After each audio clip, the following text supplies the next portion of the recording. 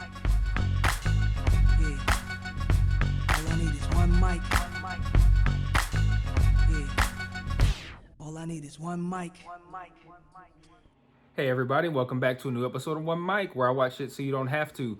And today I'm here to talk about Season 1, Episode 4 of the AMC original series, Kevin Can F Himself, entitled Live Free or Die. I think this is kind of an interesting title in that, it's directly quoted within the episode. I believe Allison says it to Patty.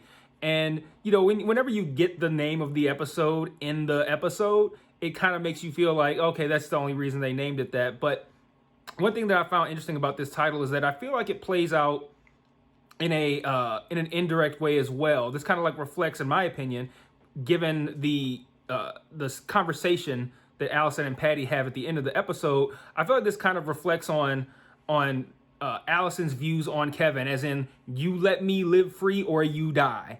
And I think that's kind of clever in that, the conversation they have at the end of the episode where she's like, Kevin got me fired from my job. He thought I was cheating on her with my old ass married boss. And you, Patty, you just sat there and laughed and like, this was horrible. And Kevin takes everything from me. Like that whole explanation, I think, is actually why it's called Live Free or Die, because that is her intention. That's where she ends up at the end of this. Like, he doesn't let me live free. He doesn't like to see me have anything of my own, so he must die. And she gives that explanation to Patty. Now, whether or not you believe that that is a viable reason to kill someone, that's a whole different story. But this is just me kind of I feel like illuminating why I think the episode is titled that way. So talking a little bit about the episode, I have a few things that I want to touch on. And I'm going to start with some of the things that I liked about this episode. And one of those things I continue to like, what I coined as the dark world in one of the previous videos. I continue to like pretty much everything I get out of that. I like the relationship building we get with Patty and Allison in this episode. I thought a lot of the conversations that they shared in the car were pretty good, which I expected that at the end of the last episode when I heard that we were going to get a road trip kind of to Vermont with them. I thought there should be some interesting conversations that happen there. And I thought it was cool how they kind of bonded over like dark comedy, which is kind of ironic, right? The fact that, she said something like, she made a joke about killing Patty's mom, which on the surface is kind of in poor taste in that moment. I feel like you kind of like take that story in at that moment and maybe make the joke later. But making that joke in the moment, the fact that actually helped her bond with Patty, I thought was kind of cool.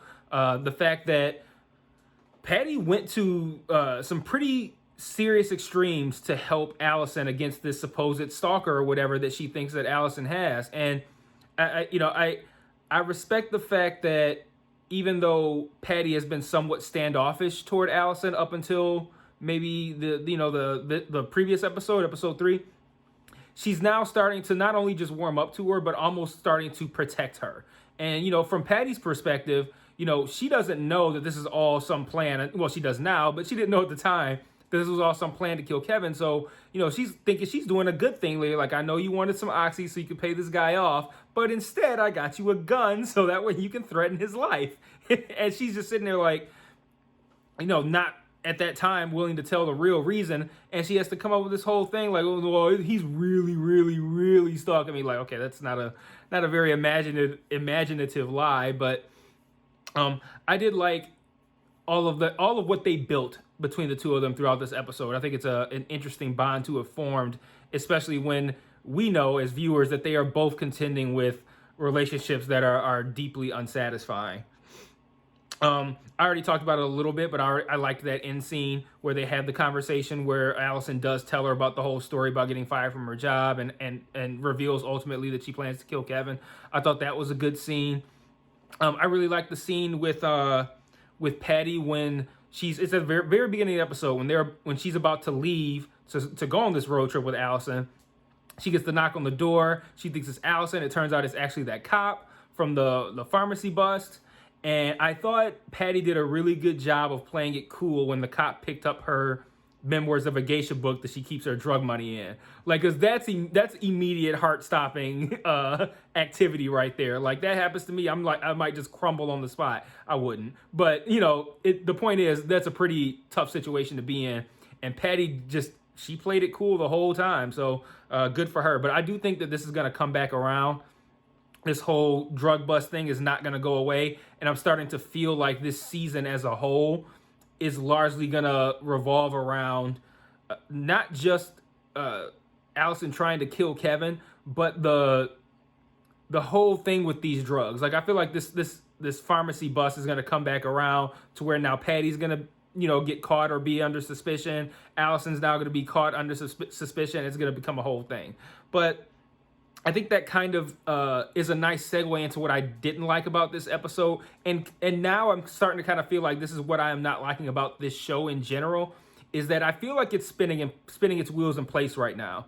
I don't know where this is going, and I don't necessarily need to know what the end game is, but I'd like to have an idea of where this could be going, you know, be able to theorize about where this is going. Because right now, it's plodding along much too slowly and not providing enough entertainment to counteract that. So what I mean by that is, obviously, the sitcom stuff is still terrible. And again, I understand that it is meant to be that way, but like I said in previous videos, I think they're doing too good of a job at making the sitcom stuff unwatchable and making Kevin obnoxious. If they just dial that down just a little bit and made it so that when you're watching the sitcom stuff, it's actually kind of funny, and you could maybe pull all the sitcom stuff out of each episode and make it an episode or two of an actual funny television show, it would be brilliant.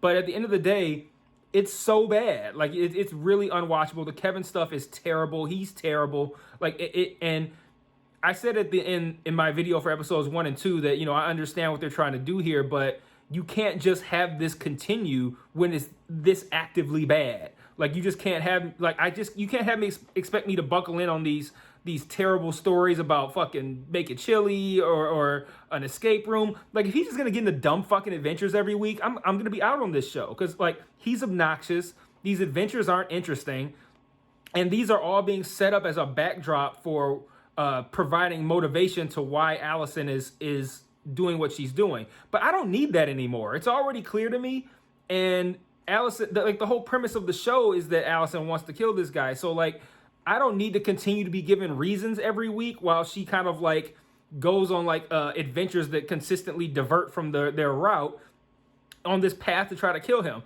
Because even though I really enjoyed the conversations and I thought that they were interesting, at the end of the day, it was just a means to drag this out. Because this should have been a simple, quick trip to Vermont to get these drugs and back, and maybe you come across a couple situations, but the way things keep coming up to drag this out. Okay, first we had the pharmacy bust, which Allison created on her own. The pharmacy bust prevented her from getting the pills. Then she's like, okay, we need to go, hey, Patty, do you have any more? No. Okay, well, maybe I can take you to Vermont. They go to Vermont. Now first problem, they realize that this guy that they're supposed to be meeting with, they changed their code words unbeknownst to anyone else. What the fuck is that? And now when they thought they were asking for Oxy, they're actually asking for Coke. And now, and then again, these are what are they oh, there's a term for this, but these are plot obstacles almost, obstacles that are just presented to help drag the plot out. And that's a term I just made up, but that's what it feels like. So anyway, instead of just simply going, oh, you didn't want the Coke, here's your money back, give me the Coke back, and then they can go on about their business of trying to find Oxy elsewhere, he goes, okay, well, we don't do exchanges or some stupid shit like that. It's not like they left and then came back yo, this Coke's not good, can I get my money back? You handed it to them, they handed you the money, they're like, we don't want Coke. Okay, here's your money back, here's Coke.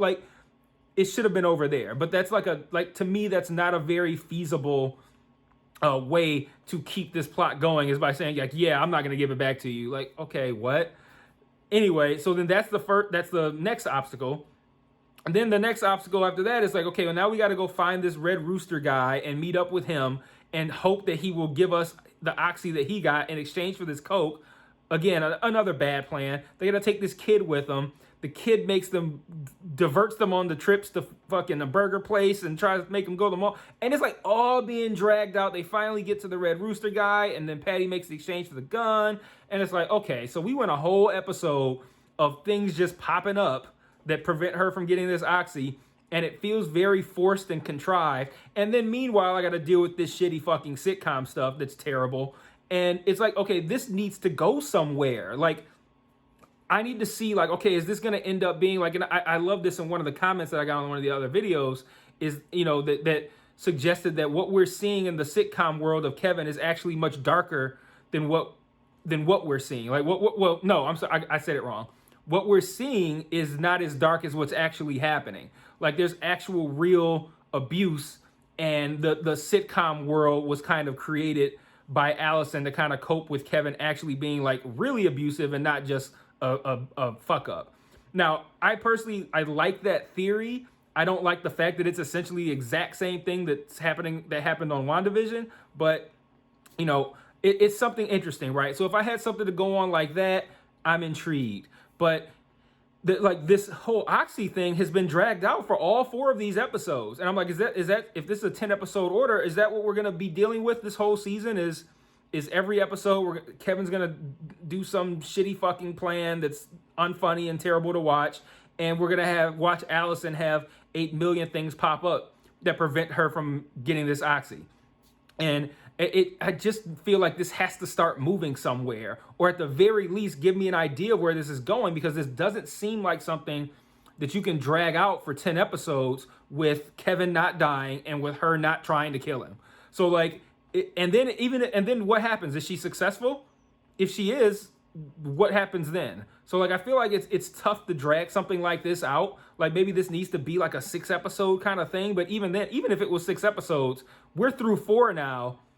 I'm kind of like, okay, like, we got to start wrapping this shit up. So, like I said, I'm enjoying a lot of what I'm seeing when they're in the dark world and the reality, which is ironically the dark world, and the relationship building with Patty and all. Like, I enjoy that stuff, but you can't keep doing this over and over and having it spliced with these terrible sitcom portions and have me continue to praise it like, oh, this is so clever. Like, this idea of like, oh, there's the sitcom world where it's kind of like how they perceive it to be, as it's like, oh, it's fun and games, we got a laugh track, haha, this is funny, it's just hijinks, when really this guy's a piece of shit, and then she leaves the room, and now it's reality, and now you have to deal with the reality, how much a piece of shit this guy is.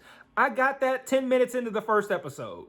I don't need 10 episodes of Kevin going on shitty adventures and Allison continuing to find motivations to kill him. Like, where are we going here? So I think that's kind of where I stand on the show right now. I kind of feel like at this point in the next episode, maybe episode 5, I'm gonna need to get something that gives me some hope for the direction of this show to continue covering it, because right now I just kind of feel like we're not going anywhere, and I don't have the stomach to watch Kevin and his hijinks in the sitcom portions while we are simultaneously not moving very far or very quickly in the real life portions. Like, I think something needs to happen here.